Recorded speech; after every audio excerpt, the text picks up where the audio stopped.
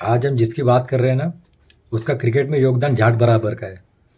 उसने ना कभी इंडियन क्रिकेट टीम के लिए, ना इंडिया टीम के लिए कभी कोई योगदान नहीं दिया है।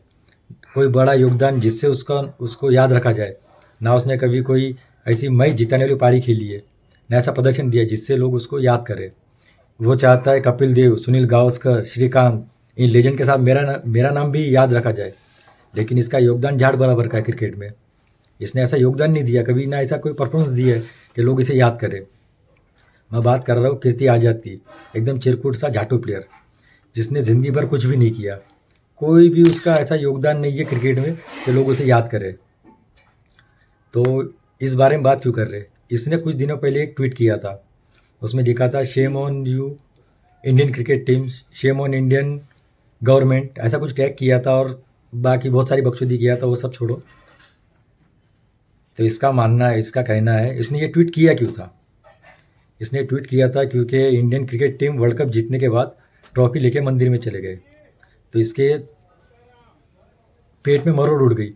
ये चाहता था कि ये ट्रॉफी लेके इंडियन क्रिकेट टीम ये ट्रॉफी लेके सर पे रखे 11 लोग एक एक करके बारी बारी से, और कहाँ जाए? हाजी अली की दरगाह में।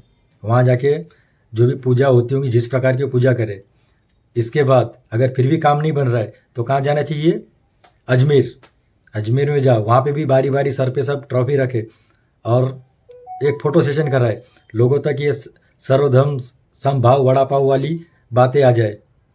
इसके अंदर एक सेक्युलर कीड़ा घुसा हुआ है। ऐसा ये कोई ऐसा इसके बारे में बात करने लायक है ही नहीं इंसान, एकदम टूचा टाइप का है। लेकिन फिर भी अब वो इसने ऐसी ट्वीट कर दिया तो इसके बारे में कुछ तो बोलना पड़ेगा। इसको काउंटर करना पड़ेगा। इनकाउंटर तो कोई और कर देगा, लेकिन इसको काउंटर ज़रूर करना पड़ेगा। तो पहले तो इसका इंटरनेशनल करियर देखते हैं। इसने सिर्फ और सिर्फ 27 मैचेस खेली है। 27 मैचेस में ना कभी इसने कोई 50 रन बनाया, ना कभी कोई शतक बनाया, ना ही कभी ऐसा कोई परफॉर्मेंस दिया जिससे इंडिया टीम जीती है। लेकिन फिर भी ये बकचोदी कर रहा है, और बकचोदी करते करते वो टैग कर रहा है बीसीसीआई को और इंडियन गवर्नमेंट को।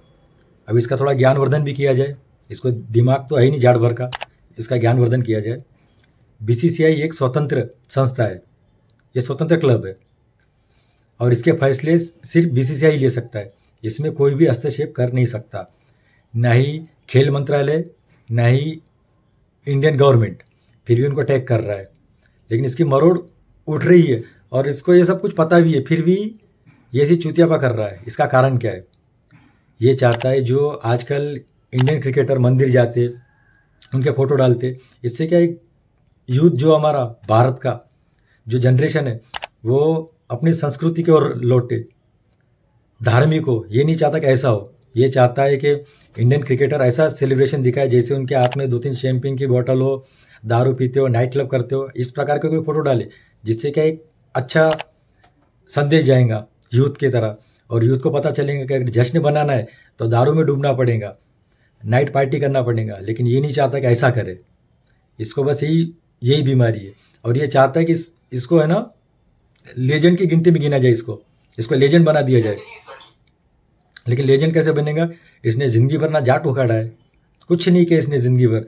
सिर्फ इसकी पहचान एक कीर्ति आज़ाद है और एक राजनेता का बेटा था, बस इसकी पहचान इतनी है। इससे ज़्यादा इसकी पहचान है ही नहीं, और ऐसे लोगों की बात को ध्यान नहीं देना चाहिए। लेकिन क्या करें अब, ये ऐसी बकचोदी करेंगे तो इसको काउंटर तो करना ही पड़ेगा ना, इसलिए काउंटर कर दिया मेरे भाई।